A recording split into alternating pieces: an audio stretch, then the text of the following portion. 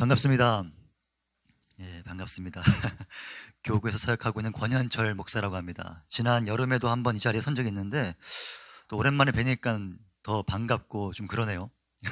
반가우세요? 이제 곧 12월인데 여러 가지로 마음이 참 분주하시죠.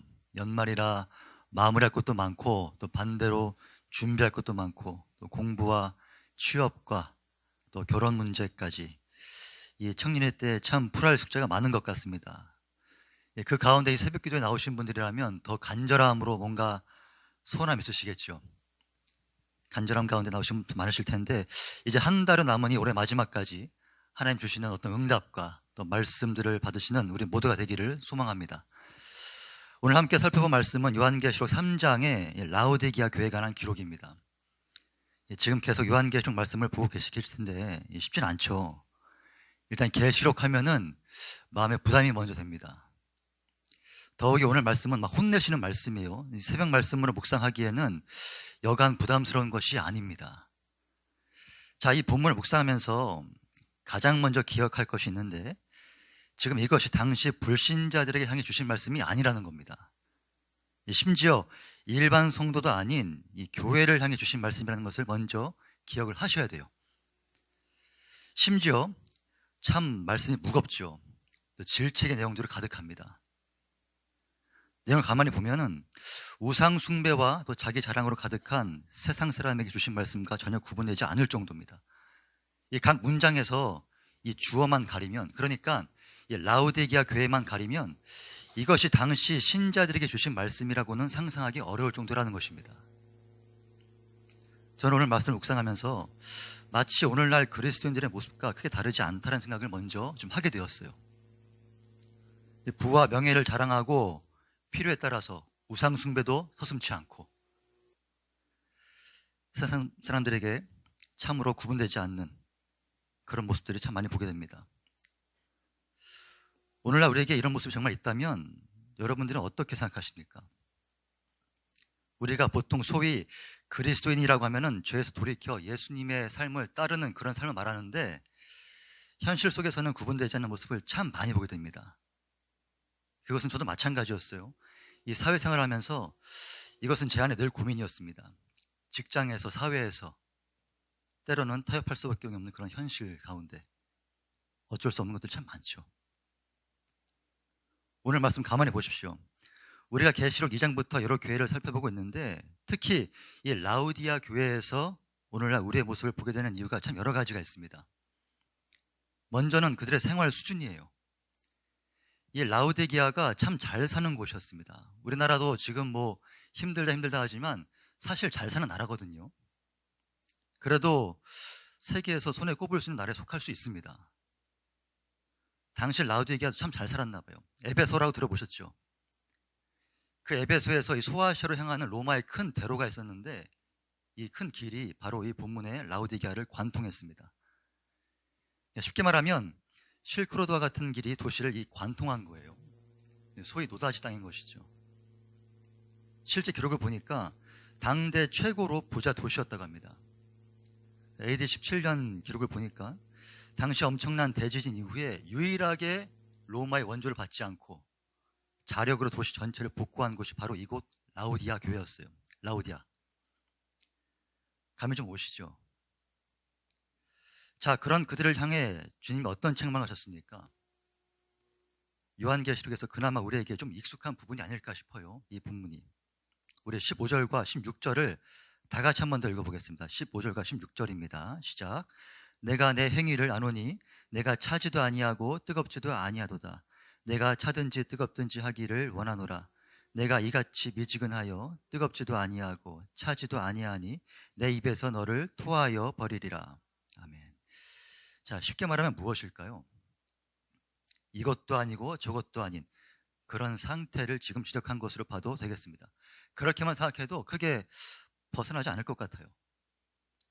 그런데 우리가 이 말씀을 잘 생각해야 됩니다. 뜨거운 물과 차가운 물, 이것을 쉽게 생각하면은 뭐 뜨거운 것은 좋은 것, 뭐 뜨거운 신앙, 반대로 차가운 것은 그 반대의 것, 어떤 식은 것으로 이해할 수도 있습니다. 그런데 본문을 가만히 보시면 주님은 이 둘 중에 하나가 되기를 원하셨어요.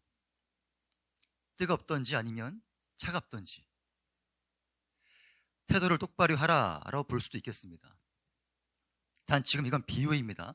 당시 라우디게아 성도들이 잘 이해할 수 있는 방법으로 하신 기가 막힌 비유예요.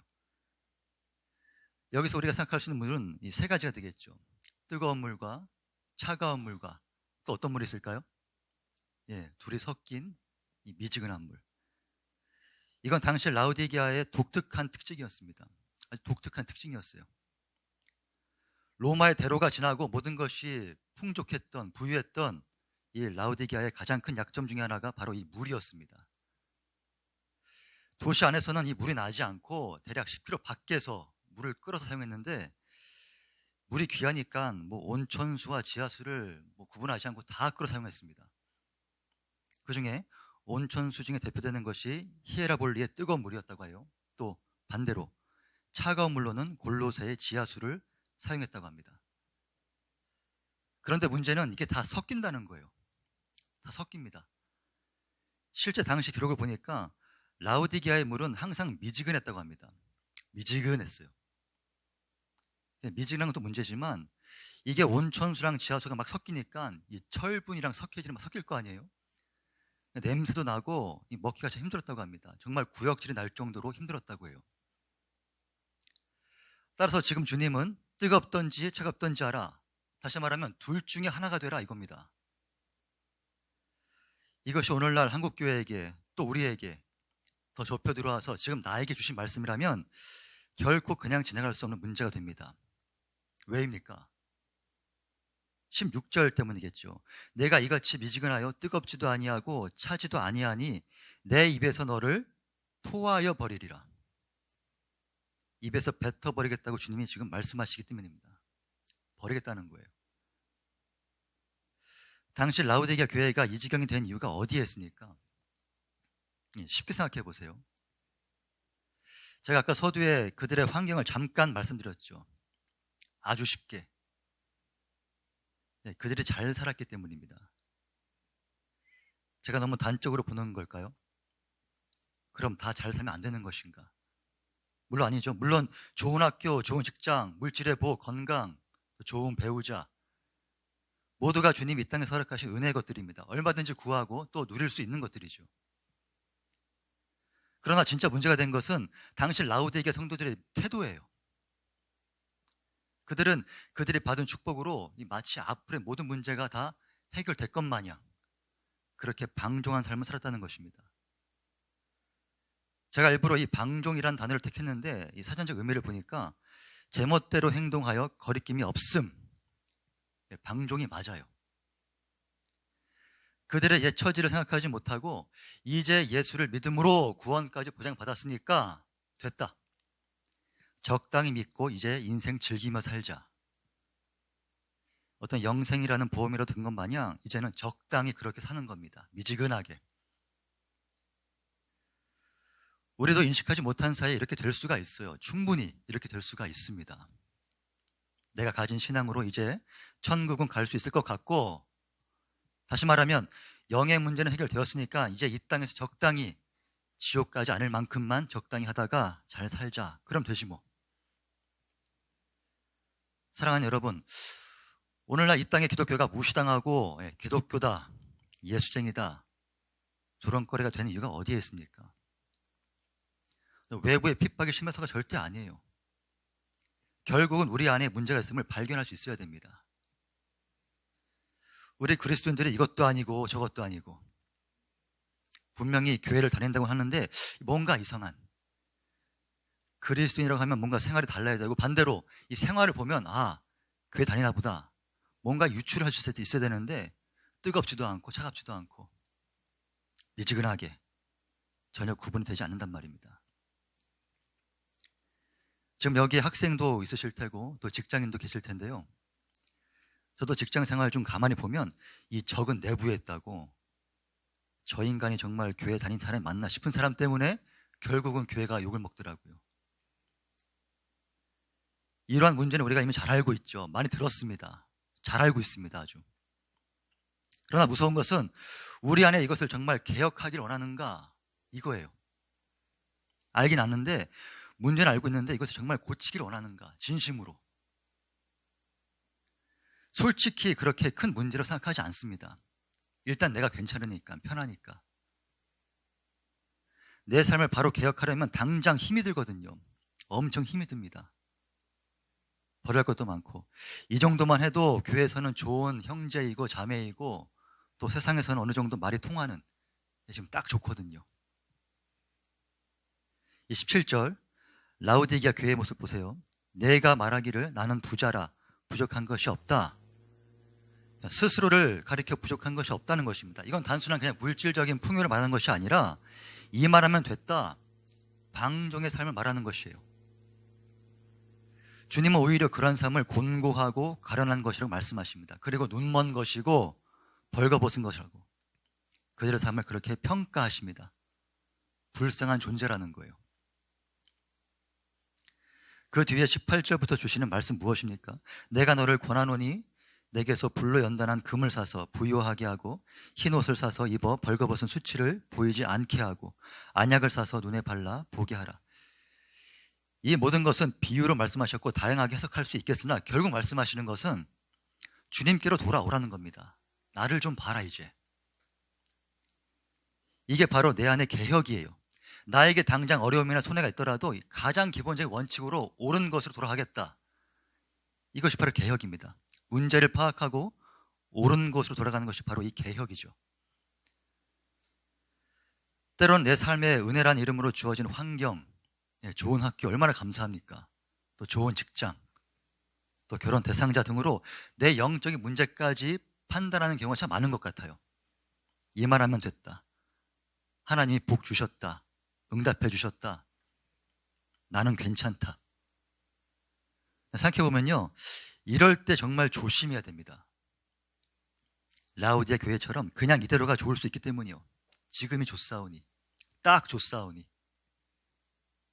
굳이 힘들어서 죄와 싸우고 나를 개혁하고 하나님 말씀대로 살려고 하지 않는단 말이죠.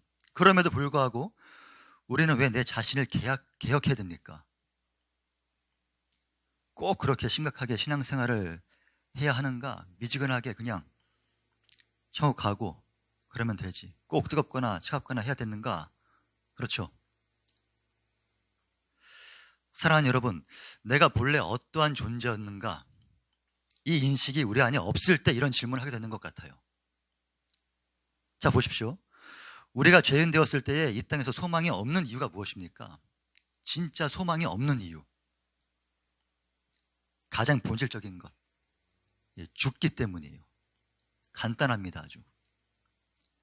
우리에게 소망이 없는 이유 아주 간단해요. 그냥 결국 죽기 때문이에요. 아무리 좋은 대학, 좋은 직장, 또 좋은 배우자 만나서 좋은 가정 이루고 세상의 명예, 설사 한 기업의 총수가 된다 할지라도 결국은 다 죽습니다. 남는 게 아무것도 없어요. 정말 간단하죠. 그래서 소망이 없습니다. 이게 바로 죗값이에요. 이것이 바로 우리 본래의 처지였습니다. 우리의 시작이 바로 여기부터 시작되는 거예요.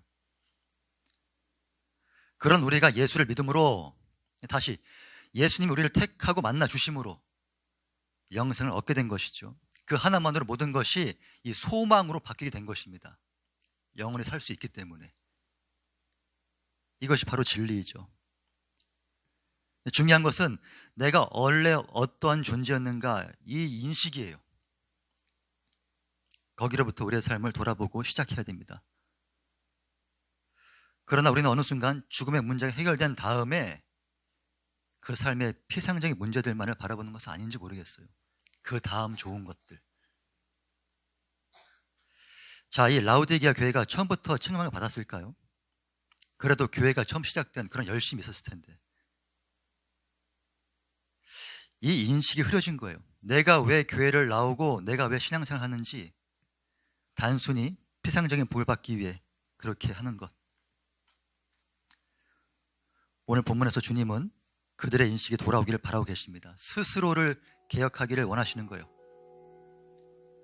단순히 그들의 잘못을 지적하고 책망만 하는 것이 아니라 말씀을 가만히 잘 보십시오. 18절 보세요. 내가 권하노니 내게서 불로 연단한 금을 사고 부유하게 하고. 무슨 말이겠습니까? 나를 통하여 개혁할 때 진정한 부유가 있다 이겁니다.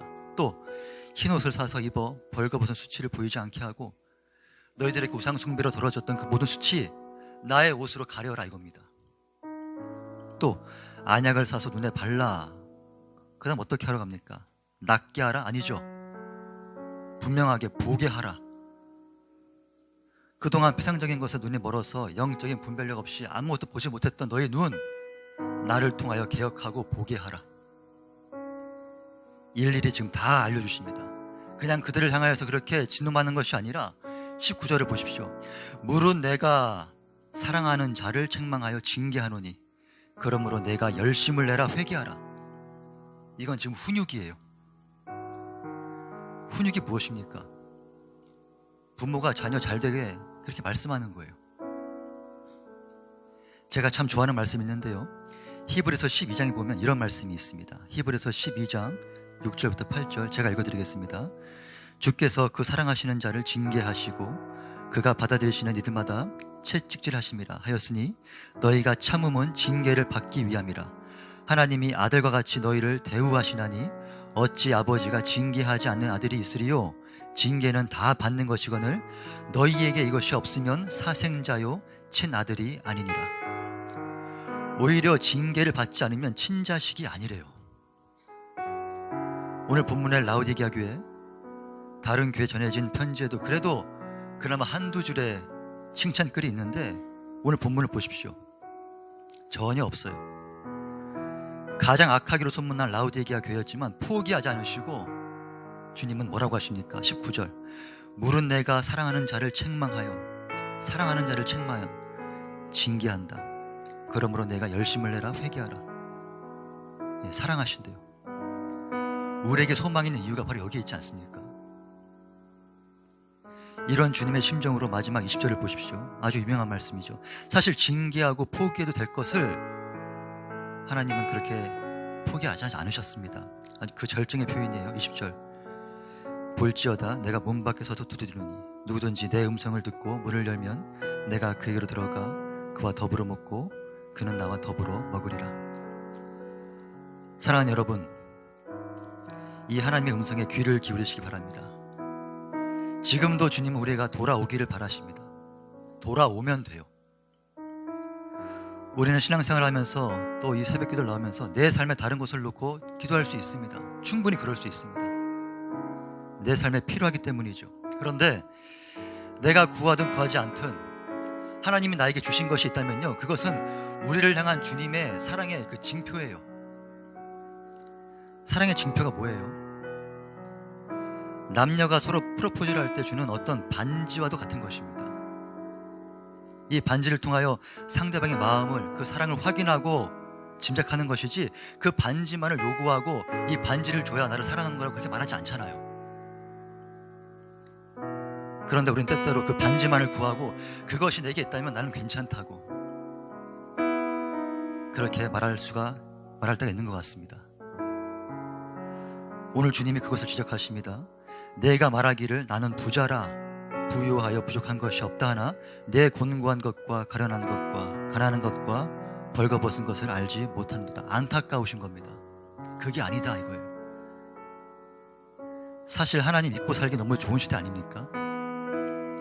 굳이 우리의 생활 가운데 하나님 기억하지 않아도 충분히 잘 살아갈 수 있거든요. 솔직히. 그러나 우리가 죄인 되었던 그 시작, 그 인식을 잊지 마시기 바랍니다. 15절 내가 내 행위를 아노니, 이 말문으로 여신 그 의도를 잘 묵상하시기 바랍니다. 우리의 행위를 먼저 보셨어요. 그리고 19절 하반절에 그러므로 내가 열심을 내라 회개하라. 회개는 죄로 향하는 나의 행위를 분명하게 돌이키는 것입니다. 그 회개 후에야 주신 말씀이 오늘 라오디게아를 향해 주신 이 약속의 말씀이었어요. 볼지어다 내가 문 밖에 서서 두드리노니 누구든지 내 음성을 듣고 문을 열면 내가 그에게로 들어가 그와 더불어 먹고 그는 나와 더불어 먹으리라. 다가오는 연말, 올 한 해가 가기 전에 얼마 남지 않았습니다. 이만하면 됐다고, 이만하면 내가 지금 괜찮다고, 어떤 내 부요를 자랑했던 모습을 회개하시고 또 하나님 보시기에 뜨겁지도 차갑지도 않던 주님은 이것을 역겹다고 하셨어요. 내 행위를 기억하고 돌이킬 수 있는 우리 모두가 되었으면 좋겠습니다. 그 가운데 이제 2020년이죠. 새해를 주님과 동행하는 삶으로 내 삶을 정비하고 주님과 더불어 먹고 마시는 그 풍요로움을 다시 한 번 더 회복할 수 있는 우리 모두가 되기를 주님의 이름으로 간절히 축원합니다.